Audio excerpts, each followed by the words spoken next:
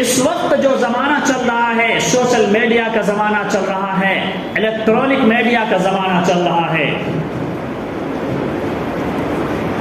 Social media یہ میرے عزیزوں شراب کے مانند ہے۔ جس طرح انسان شراب پیتا ہے تو شراب پینے کی وجہ سے انسان مدہوش ہو جاتا ہے، انسان بے ہوش ہو جاتا ہے، اس کی عقل کام کرنا بند کر دیتی ہے، وہ کیا بولتا ہے اس کو نہیں معلوم چلتا ہے، وہ کیا سوچتا ہے اس کو معلوم نہیں چلتا ہے۔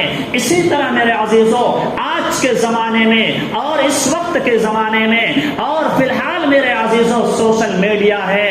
میرے عزیزوں یہ سوشل میڈیا شراب کے مانند ہے۔ شراب کے بارے میں آتا ہے کہ ایک شخص تھا، اس سے کہا گیا کہ تم زنا کرو، اس نے کہا میں زنا نہیں کروں گا، زنا تو بڑا گناہ ہے۔ اس سے کہا گیا تم کسی آدمی کا قتل کر دو، کسی آدمی کا مرڈر کر دو، فلاں آدمی کا مرڈر کرنا ہے، اس نے کہا فلاں آدمی کو مارنا تو یہ بڑا جرم ہے۔ تو میرے عزیزوں ان لوگوں نے کیا اس شخص کو شراب پلا دی۔ جب شراب پلائی گئی تو اس نے زنا بھی کیا اور اس نے قتل بھی کیا۔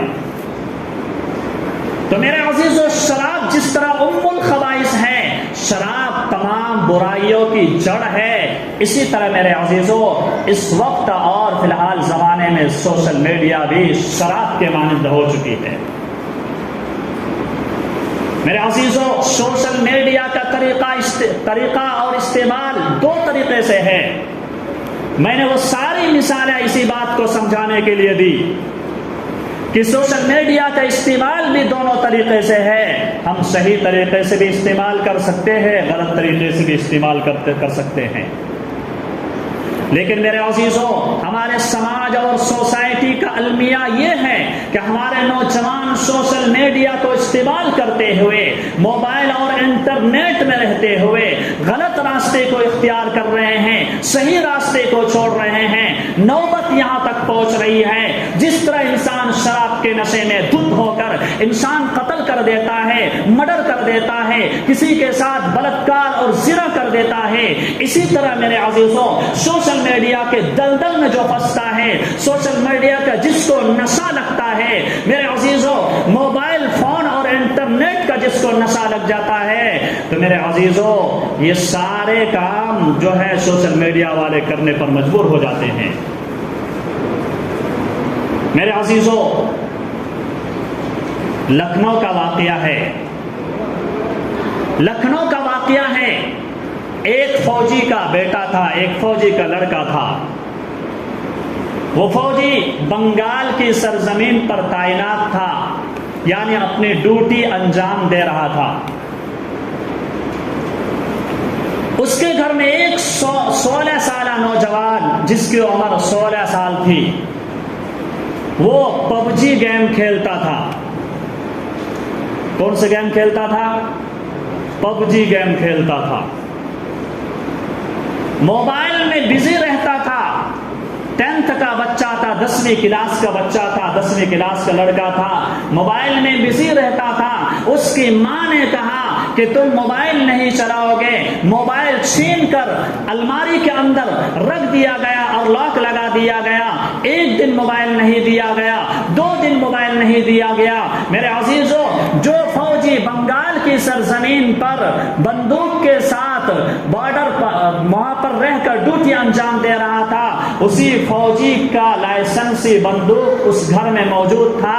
اس نوجوان نے لائسنسی بندوق اٹھایا اور اپنی ماں کو اسی بندوق سے مار دیا۔ جب اس سے پوچھا گیا کہ جوان تم نے اپنی ماں کو کیوں مارا، تم نے کیوں اپنی ماں کے اوپر پستول چلا دی، بندوق چلا دی، کیوں ایسا تم نے کیا؟ تو اس نوجوان نے کہا کہ مجھے میری ماں موبائل چلانے سے اور پب جی گیم کھیلنے سے منع کیا کرتی تھی۔ شراب پی تو کیا کیا اس نے؟ زنا کیا، قتل کیا۔ اور موبائل کو میں جب موبائل کے نشے میں جب وہ دھت ہو گیا تو اس نے کیا کیا؟ قتل کیا. تو بتائیے میرے عزیزو، شراب میں اور سوشل میڈیا میں کوئی فرق رہ گیا؟ کوئی فرق نہیں میرے عزیزو. یہ ایک واقعہ نہیں، کرناٹک کا واقعہ ہے کہ کرناٹک کی سرزمین پر ایک نوجوان پب جی گیم کھیلا کرتا تھا. یہ اس طرح کے موبائل گیمز میں ہمیشہ مصروف رہا کرتا تھا.